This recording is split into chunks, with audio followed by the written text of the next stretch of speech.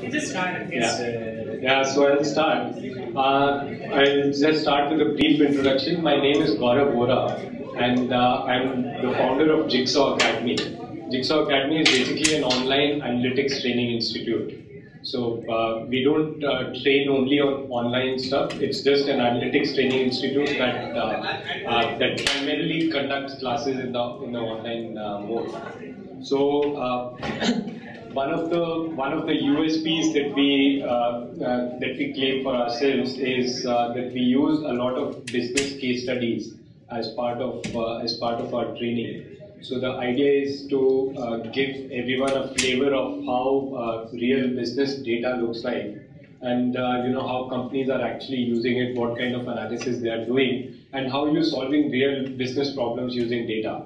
So there are many different case studies that we use as part of our course, and I thought I'll share one of these case studies with you guys, just to give you a flavor of how how analytics is used across various industries. So the case study, this presentation is basically about risk-based pricing for car insurance in India. Okay, so before I get into that, just a simple definition of risk-based insurance pricing. Are you guys aware of what this is? Any guesses on what this means? Anyone? No, there are a lot of factors for paying the claims for the person who insured the amount. Mm-hmm. So based on his profile, premium is charged. Right. So Right. the people with having more risk of claiming have a more percentage of the premium rate. Right. So essentially, you're right. The only difference is in the Indian context, we don't. The insurance that is given is for the vehicle. It's not for the person. This is different from some of the other countries. For example, in the US, if you're taking insurance, it's for both the car as well as the driver. In India, the insurance is only for the automobile, so it's only for the car. So, this presents some challenges because, and we'll cover these in the last part of the presentation, because there are a lot of factors which are very natural indicators of whether of the risk profile of the particular policy, but they pertain to the individual. But in India, we don't have data on the individual. So any kind of insurance that is done on the automobile is basically on the vehicle.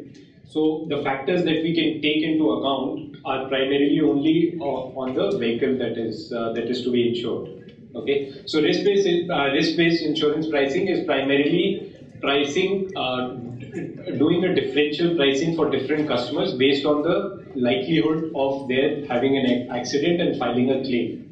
Okay, so the idea is that not everyone will have the same probability or the same risk of getting into an accident. So how can you analyze historical data to find out if certain groups are more prone to accidents, more prone to filing claims, and charge a higher premium to them?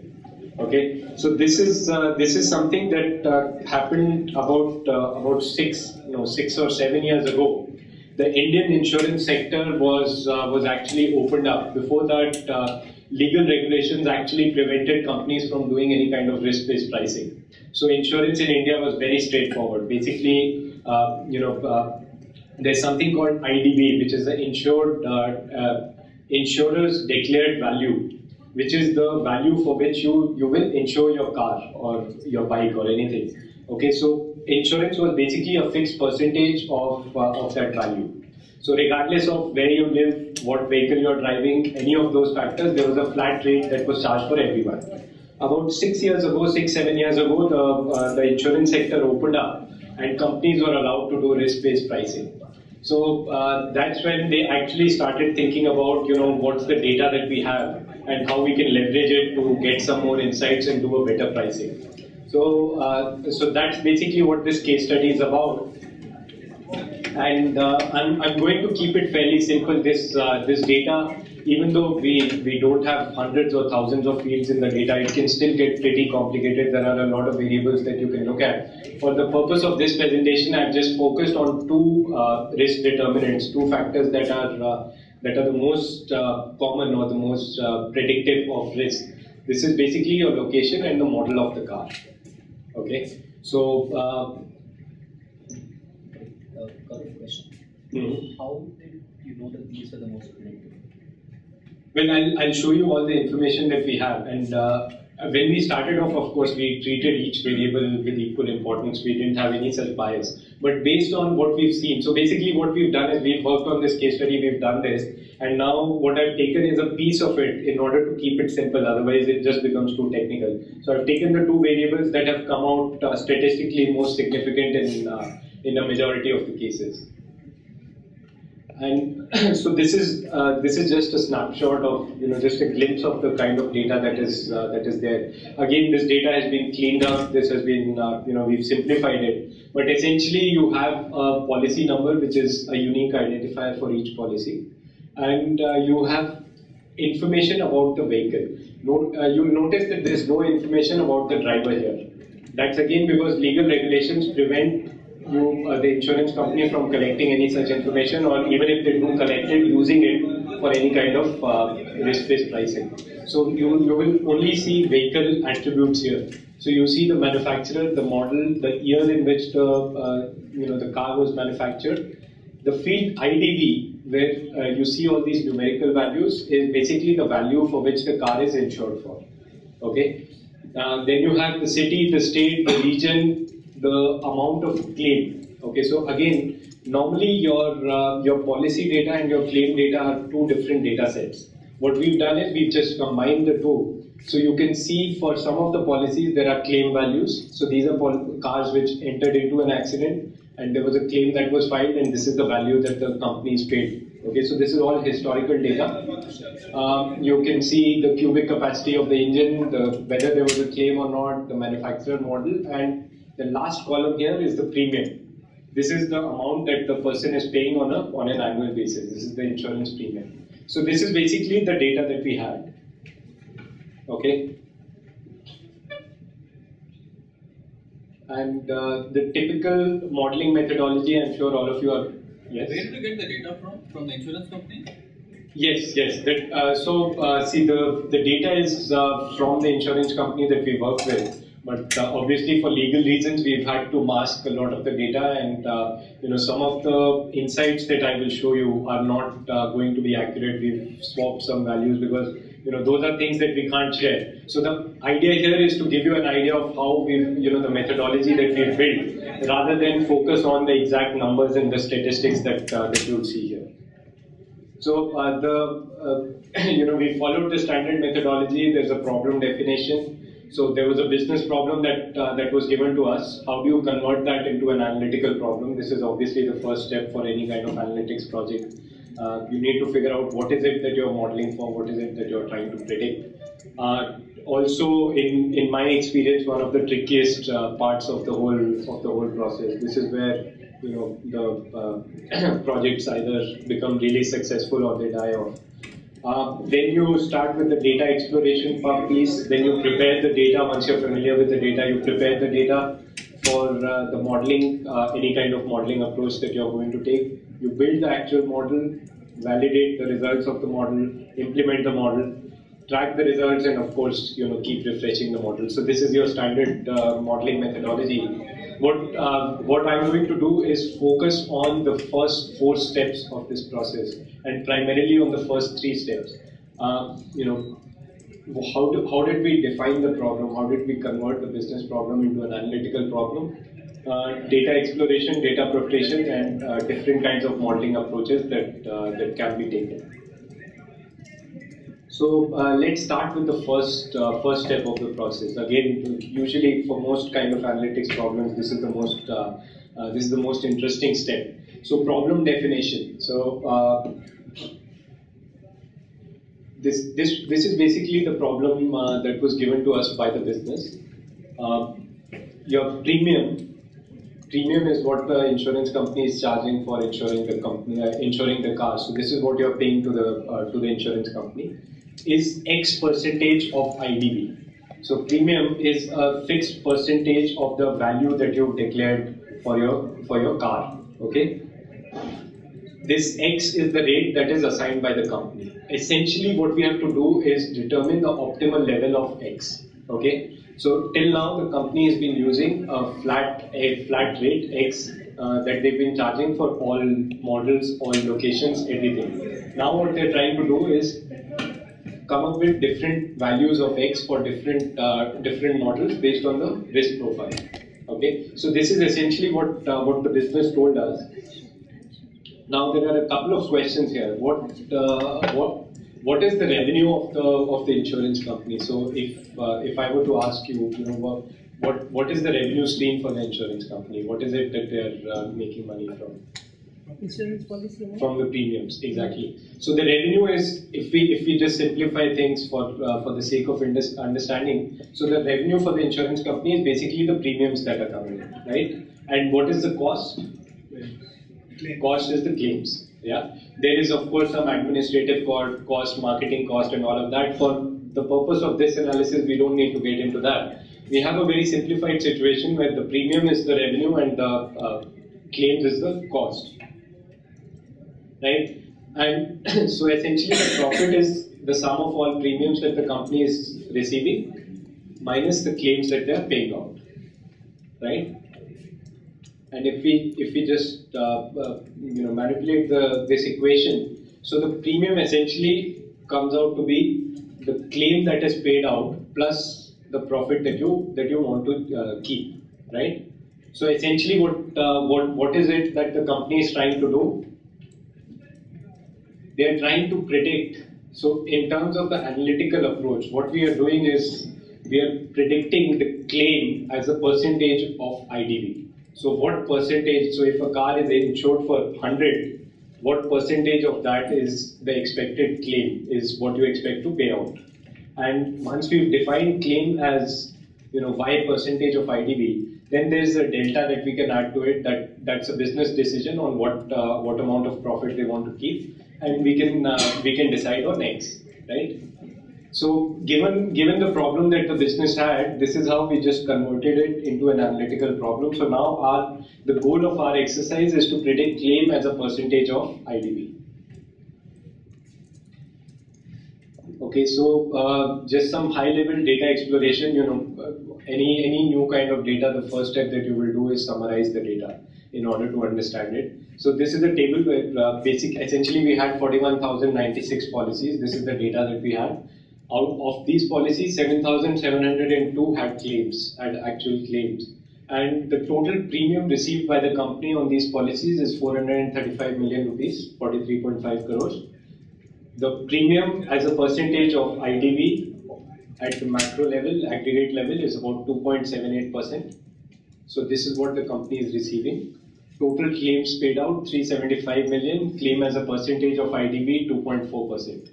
Okay, so essentially this is what the company is doing. They are charging 2.78% of the IDV as the premium, and they are paying out 2.4% as the payout.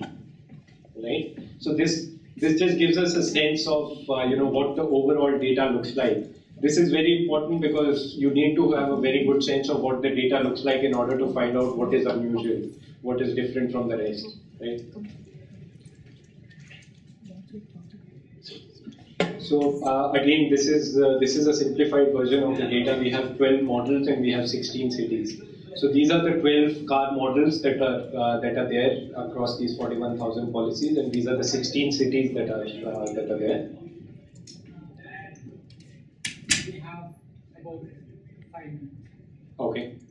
So we've done a little more of exploration. We're trying to figure out what's the frequency of each of these models. So Maruti WagonR is 18% of all the policies, most common. Mitsubishi Cedia is the lowest one.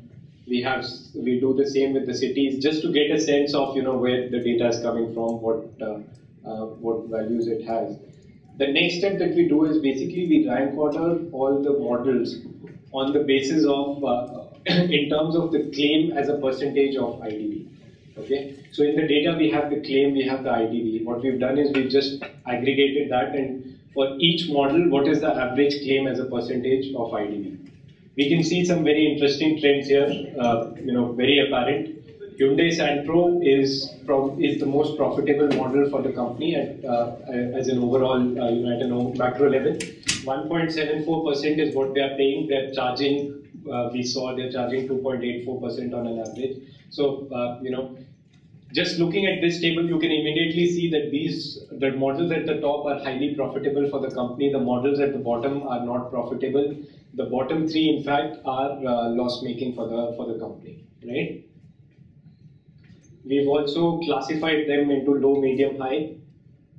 We've done the same with the cities. Again, you can see some trends. There are some cities which are highly profitable. There are some cities which are actually loss-making. And if you just look at the names, you can see that some of the smaller cities are very profitable. The larger cities tend to be unprofitable. Intuitively makes sense because the larger the city, the more the traffic, the more likelihood you have of getting into an accident. So immediately you can see, if you look at the previous table and if you look at this, the company should probably charge a higher price for SUVs. You can see Tata Safari and Scorpio there right at the bottom. So SUVs tend to be more risky than the rest of the population. Similarly, bigger cities tend to be more accident prone than the rest of the population. What we've done is we've taken a very simplistic approach here. We've clubbed all the models into high, medium, and low. We've clubbed all the cities into high, medium, and low, and we've just taken a 3x3 matrix: high, high, high, medium, high, low, medium. Those 9 combinations, and you can clearly see the difference here in terms of what the company is paying out as a percentage of IDV. So for the company now, it makes sense to charge a higher rate for any Tata Indica or Honda Accord or Tata Safari or Scorpio that comes from these cities, right? So they can have a differential pricing based on the model that you have and the city that you're coming from. And you can have different prices. So if there's a Ford Figo that comes from Jalandhar, you can charge a much lower rate because you know that the likelihood of paying out a claim is that much lower, right? So this is the first step that we've done. Now there are obvious problems with this approach. Anyone would like to point out the problems with this approach? Sorry? People might register somewhere and then they might drive in different cities. Okay, yeah. Just this approach as a model. Yeah. So there are a lot of other factors like the age of the vehicle. Right. No, assume, see, when we did the actual model, the age of the vehicle came out as a significant factor that was put in. I have not taken that because I didn't want to show a 3x3 matrix. It's just easier to show it with 2 variables. So assuming that this is all the information, there's a very obvious problem with this model that you can see here. It's an aggregated model. Okay, so Guwahati and Gurgaon are cities that are high-risk cities, right? And Tata Indica and Honda Accord are models that are high-risk models. But that doesn't mean that a combination of Guwahati and Tata Indica is necessarily a high-risk model, right? Because we've aggregated it here. What we could have done is taken each of these cities individually, each of these models individually, and done a 16 by 12, 192 cell grid, and then picked out each value independently, right? So we could have done that because we have 2 variables and we've got only 16 and 12 values in each of these variables. If you have 20 different variables and some of them are continuous, some of them are discrete, you really can't use this cross-tabulation approach, right? So this is essentially a BI approach where you're just slicing and dicing, and this is the frequency in each of those cells. This is a slight improvement on the same approach where you're using an approach called decision trees. Okay, so this approach is essentially a cross-tab approach, but what it does is it automates the way in which you will select your splits. Okay, so if you have 10 different variables and you have 20 different values, which variable to choose and what value to split at to show these kind of splits, the decision tree algorithm does it in an automated way. So here what they've done is for the same data, instead of 9 cells, we've now ended up with 8 different cells. 1, 2, 3, 4, 5, 6, 7, and 8. These end nodes of the tree are basically your population. Your entire population is divided into these 8 rates. And you can see that the highest rate here is 3.65%. When we did the simple cross-tab approach, the highest rate that we had was about 3.5%. 3.2%, right? I'll just take 2 minutes. Yeah, it close it exactly fine. Okay. So, and what you can also see is, if you see here, Guwahati, Gurgaon, Bangalore, Delhi, and Chennai are the cities that have been classified as high-risk cities, right? When we move to the tree approach, Chennai and Chennai has moved from that bucket. It has come down into this bucket. Okay, so there have been slight adjustments, but overall with this approach, you can see that the differentiation from 3.65 to 1.4 as opposed to 3.2 to 1.4 that you saw from the previous approach is a lot better using this approach. So this is essentially doing things with a little more rigor, taking it one step further. You build a decision tree to do the whole thing. Now you could use you could use regression analysis for the same. You could use complex neural networks. You could use a whole lot of different approaches with this kind of modeling. Essentially, the goal here was the modeling approach was really dependent on the end, on the way the client was going to implement this. So if we had built a regression model or if we build a neural network model, we essentially need a computer, we need some kind of a scoring engine to come up with any kind of decision. Okay, but in the insurance industry, if you guys have seen, typically what happens is the insurance guy calls you, the sales rep will call you, he'll come to your house, he'll get your details, he'll give you a quote, and the insurance policy is priced that way. So what the insurance company wanted to do was come up with a very simple structure which is basically a sheet of paper that they can hand over to their associates and say, do the pricing based on this. So you can't build a regression model and give the results on a piece of paper. You can't build a neural network model and give the results on a paper. So essentially this decision tree approach comes in useful when you want to do any kind of modeling where the whole approach has to be very transparent and where the whole modeling methodology has to be very clear and apparent to everyone. The results have to be easily implementable.